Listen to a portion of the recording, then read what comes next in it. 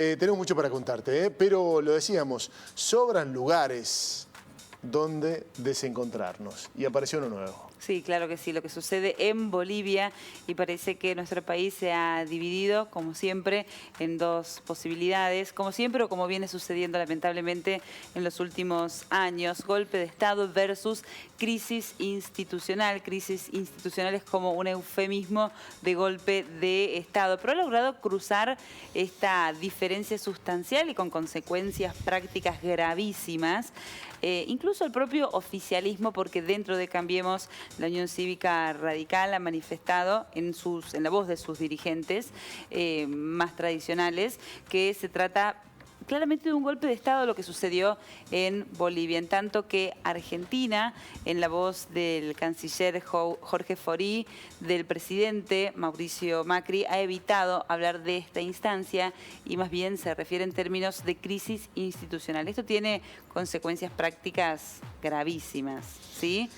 Tiene ojos de gato, orejas de gato, bigotes de gato, pero no quieren decir que es un gato. Claramente, ¿qué otra cosa puede ser esto sino un golpe de Estado? La Fuerza de Seguridad de Bolivia aconsejándole al presidente que dimita de su cargo. Un debate que solamente se puede fundamentar a partir de los intereses de cada sector, ¿no? Indudablemente, porque si solamente vamos a una discusión terminológica, porque en definitiva pareciera cuál es el argumento principal del gobierno es ese, el golpe de Estado a Arturo Illia no sería un golpe de Estado. Claro. Sería una crisis institucional. Entonces estaríamos escribiendo la historia argentina también, porque no asumió un militar justamente en ese momento, asumió José María Guido. Entonces se está utilizando algunos eufemismos también en tiempos donde las distintas expresiones, las distintas afirmaciones se viralizan, se distribuyen masivamente por los medios de comunicación tradicionales y no tradicionales. Entonces tiene impacto también ciertos posicionamientos, más allá de la política exterior, que digamos, nadie va a desconocer cuál es el posicionamiento del gobierno actual.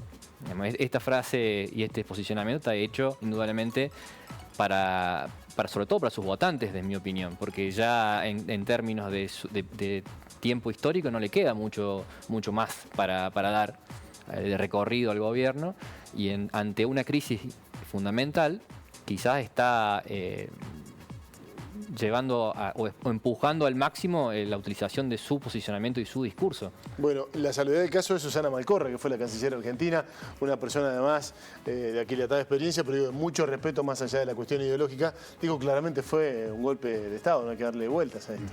Es difícil incluso encontrar personas estudiosas del derecho internacional, abogados constitucionalistas, que no contemplen esa posibilidad, que no definan esto que acaba de ocurrir en Bolivia como un golpe de Estado. Incluso hay ciertos acuerdos en términos teóricos a nivel internacional que hablan de que no necesariamente deben tomar por la fuerza al gobierno, sino que se dan ciertas circunstancias que hacen que un presidente tenga que renunciar antes de su periodo democrático y que es considerado golpe de Estado, digamos. No necesariamente, incluso ahora con las nuevas tecnologías y cómo se van generando subjetividades a partir de la utilización de las redes sociales, muchas cosas van cambiando y por ahí no necesariamente a veces incluso es necesario el uso de la fuerza como ocurría históricamente, ¿no? Sí, amenazar, amedrentar, persuadir. Está en García Márquez todo esto, ¿no? Aunque en este caso debemos decirlo que lo hubo, porque muchas personas, funcionarios del gobierno de Evo Morales fueron amenazados, corrió peligro su vida, digamos. Ya si después de eso se toma la renuncia de Evo Morales como algo propio de Evo Morales, como diciendo yo acá no gobierno más, cumplí un periodo, digamos, está claro que la renuncia de Evo Morales responde a un contexto y a circunstancias que se dieron en el país que no daba para más, digamos. Está bien, ha quedado claro ese paso. Ahora el segundo, ¿cómo se puede interpelar la mente de una persona que ha sido muy protagonista de Bolivia, por supuesto, de los destinos de Latinoamérica, que les cueste tanto ceder el poder, que les cueste tanto delegar, ceder ese espacio chiquitito que es un asiento, una banda, un bastón de mando? Qué difícil que es Latinoamérica, ¿no? Es difícil y creo que nosotros como sociedad contribuimos a eso, porque tendemos a generar ídolos, a generar referentes inamovibles. y no se hace la famosa escuela política, es decir, bueno, hay un proyecto de país, cuadros. tenemos un proyecto político y se van generando cuadros políticos detrás de eso, que hubiese sido lo ideal en Bolivia si Evo Morales hubiera logrado construir un cuadro político que le dé continuidad a un proyecto de país. No lo pudo hacer, no lo quiso, es una cuestión que no la manejamos nosotros. En ese contexto desoyó ese referéndum que se hizo para ver si él podía tener una reelección, podía tener continuidad. Bueno, y así se empezó a construir esta historia que para nada justifica los hechos que están ocurriendo, ¿no? Sí, qué notable esto, ¿no? Lo de el liderazgo tan personalista que se da en América Latina. Hombres que parecen representar un proyecto, pero a momentos de sucederse o someterse a un proceso electoral parecen irreemplazables. Pasó lo mismo con Lula da Silva, ahora que se ha determinado su liberación. Los analistas dicen que puede nuclearse tras su figura la unidad de la izquierda, que de otra manera era imposible. Sin Lula da Silva no se podía volver a pensar en la unificación de la izquierda brasileña. Pasa con Evo Morales, pasa con Chávez, pasó con Chávez en Venezuela. Parece que estos líderes no encabezan un proyecto que puede ir pasando de mano en mano sin perderse como proyecto, sino que parece que cuando se pierde el liderazgo personal, todo se desvanece en el aire, ¿no? Sí, sí, estaba pensando... Pensemos en los Castro, perdón, en los Castro, en Cuba. Bueno, esa vereda quería transitar para terminar de pelearnos. Los gobiernos populistas tienen claramente esta tendencia. ¿Y la derecha? De liderazgos Sí, carismáticos Salvador, e irreemplazables. carismático, Fidel Castro. ¿Y la derecha? ¿Qué pasa con la derecha? Y bueno, justo traes a la mesa un dato interesante para poner también en debate esta tensión. Angela Merkel gobierna desde 2005 y no se escucha en el mundo voces diciendo que se está eternizando en el poder. Pero ¿se puede comparar una realidad europea con una latinoamericana? Claro, si solamente Verla. pensamos en términos de que Liderazgo. no hay recambio político, Sí. estamos en la misma situación, no importa si es Latinoamérica o es Europa. Bueno, el marco institucional es otro, indudablemente hay otras cuestiones que tienen que ver con a quién responde. Creo que hay mucho de eso. Indudablemente los procesos de este post-neoliberalismo o del ciclo progresista encontró un serio limitante en la formación de nuevos liderazgos. Y bueno, lo vemos en el caso puntual hoy de Evo Morales. Un elemento más para tener en cuenta en relación a Bolivia. Hay una cosmovisión que también está explotando en el caso del pueblo boliviano. Evo Morales pertenece, obviamente, como sabemos, a uno de los pueblos indígenas originarios que formaron parte de esa alianza que los llevó al poder. Y en su idea de comunidad, cualquiera puede ocupar ese principal lugar de liderazgo. En este caso es el presidente, pero el liderazgo de su comunidad. Cualquiera está en condiciones de hacerlo. Entonces también hay un conflicto muy serio, más profundo, con sus raíces culturales, de que Evo Morales está desconociendo hasta su propio origen, en definitiva. No solamente con una cuestión institucional. Entonces, otro elemento para sumar y agregar al debate. Bueno, y la pregunta molesta, porque decís, bueno, ¿por qué es un golpe de Estado? ¿Por qué no se justifican eso? Y no porque hay resortes democráticos para que esto deje de ser así, actuar de esta manera. ¿Y están garantizados esos resortes democráticos en un país con la institucionalidad baja, si se puede decir esto? Es que todo pareciera indicar, por lo menos es mi opinión, Sí. de lo que se ha ido, de lo que estamos viendo y lo que se puede analizar, sobre todo desde la superficie, porque desde otro país también es difícil entender en toda la complejidad, ¿no?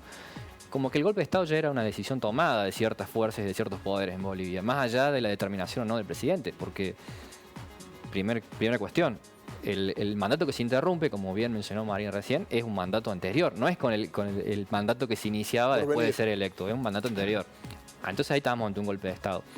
Segundo, ante las distintas dificultades que se fueron desarrollando en estos días, Evo Morales anunció un nuevo llamado a elecciones. Y eso tampoco se aceptó y se reconoció como una posible salida a la crisis. Digamos, como que el golpe o la dimisión del presidente, su expulsión del país o hasta su asesinato, digamos, dentro de esas posibilidades, ya era un camino a una decisión tomada de ciertos sectores, por lo menos es lo que se puede ver desde acá. Bueno, acá un amigo lo signa claramente del lado del populismo y los gobiernos populistas. Creo que en eso que decía, discúlpame, Pablo, Sí. recién Andrés, también marca recién hacíamos el juego entre golpe de Estado o institución en crisis. Creo que se relacionan, digamos, porque muchas de esas fuerzas políticas, fundamentalmente las de derecha, que hablan de defender la democracia, defender la república, defender la institucionalidad, pasa como en estos casos, que el presidente electo en funciones, elegido por el 61% de los votos en la elección anterior, ante una situación de duda acerca de un escrutinio, llama nuevamente a elecciones y deciden, y ahí rompen con la institución, porque ahí no sirven las elecciones. Ahí están pidiendo que no se hagan las elecciones, que Evo Morales deje de ser el presidente. Digamos, ¿sobre qué se sustenta eso? Se pierde el Estado de Derecho, ya no hay bases sólidas para la construcción de la nación. ¿Sobre qué base se discute? Igual que la asunción hoy en la legislatura de Bolivia, de Janine Áñez, sin cumplir con los requisitos que exige la Sin normativa. quórum, ni siquiera. Sin quórum, ¿por qué? Porque la mayoría, está bien aclararlo, pertenece al partido de Evo Morales, digamos. Pero ahí digo que esto de el golpe de Estado también tiene que ver con esa ruptura de la institucionalidad, digamos. Se da el golpe de Estado y a su vez se rompe con las estructuras institucionales y con el Estado de Derecho. Quiero rescatar algo que ha pasado en nuestro país. Somos tan afectos a recordar lo negativo, tenemos mucho positivo. Aquel intento de golpe de Estado fallido contra Raúl Ricardo Alfonsín, que mostró a un pueblo argentino unido defendiendo la institucionalidad. Con Cafiero, viejo contrincante justicialistas, peronistas y radicales, pero en este caso de Alfonsín propiamente, al lado de Alfonsín. Acompañando. Bueno, los radicales que le han dejado pasar unas cuantas cosas al PRO, no coincidiendo en sus términos, en sus ideales, en este caso, bueno, apelaron a la memoria y marcaron distancia, no dudaron los dirigentes tradicionales en manifestarse sobre la cuestión de Bolivia como una cuestión de golpe de Estado. Y recién pensaba en la institucionalidad que decías, Nano, recién. ¿Hay algo más o menos institucional que un militar diciéndole a un civil lo que tiene que hacer? Digo, las Fuerzas Armadas están subordinadas al poder político necesariamente en las democracias. Eso es una lógica que cuando se rompe ya estamos hablando de algo distinto a la democracia y algo distinto a lo institucional. Pensaba en el sesgo ideológico, en esta necesidad de caracterizar algunos gobiernos como gobiernos de izquierda o gobiernos de derecha, y a veces ese fanatismo por tratar de ubicar en la lógica binaria a los gobiernos en América Latina nos hace pasar por alto algunas cosas. Digo, pensando en el gobierno nacional y en cómo se ha pronunciado. Un militar haciéndole sugerencias a un civil no está cumpliendo con la institucionalidad, no está cumpliendo con la democracia. Son subordinados del poder político. Eso no podemos pasarlo por alto. Digo, hay que cuestionarlo por lo menos. Después vemos si lo ponemos en categoría de golpe de Estado. No, pero hay que cuestionarlo. Sobre todo en un país como el nuestro. Eso, la propia Malcorra hoy hablaba de que por qué es un golpe de Estado, justificaba en esto de que hay que justificar por qué uno dice que es un golpe de Estado. Y decía porque primó la ideología por sobre la institución. Digamos, por una cuestión ideológica se saca un presidente. Porque no te simpatiza el función. civil que está de turno, decir, bueno, no es golpe de Estado, no es golpe de Estado. Y se pierden de vista cuestiones fundamentales como la institucionalidad, ¿no? ¿Pasa eso? ¿Lo ven ustedes así? Como que esta necesidad de estar identificando en un lado o en otro al político nos termina encegueciendo y perdiendo cosas de vista, o es una impresión mía. Y también, bueno, ponerlo en contexto respecto a cuál es el peso, el poder y como verdadero factor de poder de las Fuerzas Armadas en Latinoamérica. Excepto Argentina, donde hubo un proceso primero de enjuiciamiento entre el gobierno de Alfonsín, luego un desfinanciamiento en el gobierno de Carlos Menem. En el resto de los países siguen manteniendo cierta cuota de poder y de presión sobre los gobiernos elegidos democráticamente. No una salida como a la Argentina, sino más bien una salida con distintos matices a la chilena, negociada. Bueno, Pinochet tuvo una banca vitalicia en el Senado. Eso habla de un peso importante todavía de la institución militar de las Fuerzas Armadas como factor de poder en las democracias. Y hasta dónde, como bien mencionas, es su marco de actuación. Bueno, el caso de Chile con Salvador Allende es patético en este caso también, ¿no? Y bueno, devenido después en figura política, claro, bien lo decís, el caso de Pinochet.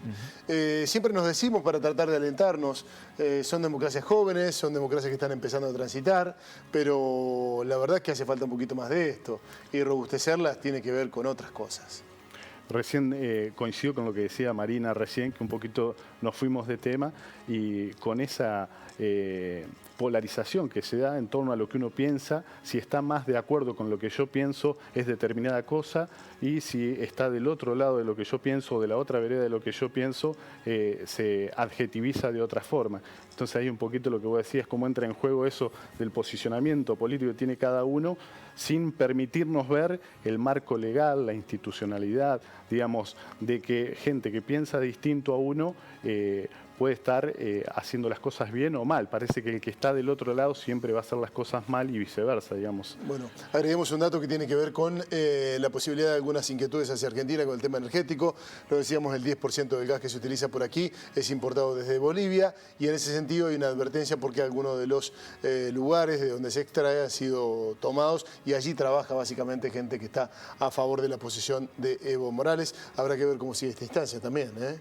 Indudablemente, o sea, estamos en una región, el mundo ya es interconectado, no podemos visualizar alguna crisis puntual en un país como algo aislado y que no nos afecta de ninguna manera. Bueno, de hecho compartimos fronteras con Bolivia, hay un numeroso sector de la población boliviana, inmigrantes que están en nuestro país y que también forman parte de nuestras poblaciones, nuestras comunidades, no solamente respecto a cuál es la conexión, como bien mencionás, energética en este caso. Creo que hay muchas más vinculaciones que a los que nosotros podemos estar en un futuro cercano, ver algún tipo de efectos o de incidencia respecto al desarrollo de nuestras actividades como país y como nación. Sí, también hay un llamado de atención, claramente, bueno, vos recién traías este concepto a la mesa sobre la población indígena, que está diciendo, bueno, estamos muy preocupados por lo que ocurre.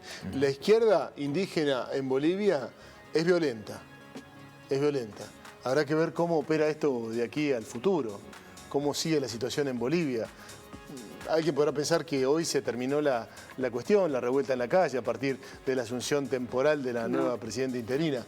Yo diría que todo lo contrario, porque no tiene legitimidad de origen. No estaba el Congreso dando el quórum que necesitaba para ser elegida. Fue elegida por sus correligionarios, por decirlo de alguna manera, porque no estaba el Congreso completo como se necesitaba, ni siquiera había quórum. No tiene legitimidad de origen, y eso seguramente va a profundizar la crisis. Hasta aquí llegamos con la información, con las palabras, con la posibilidad de estar conectados, gracias a la gente que lo ha hecho a través del celular que te proponemos cada día y que tiene que ver con esto de sentar posturas o dudas. O dudas. O dudas. Está bueno decir, mira, tengo dudas respecto de esto. Sería muy saludable también para todos nosotros. Despedimos a nuestros acompañantes. Gracias, Nano, gracias, Andrés, por acompañarnos. Renovamos la invitación, nos comprometemos públicamente a participar de una próxima mesa de Sentando Postura, y ustedes también. Gracias por acompañarnos, será hasta mañana. Chao.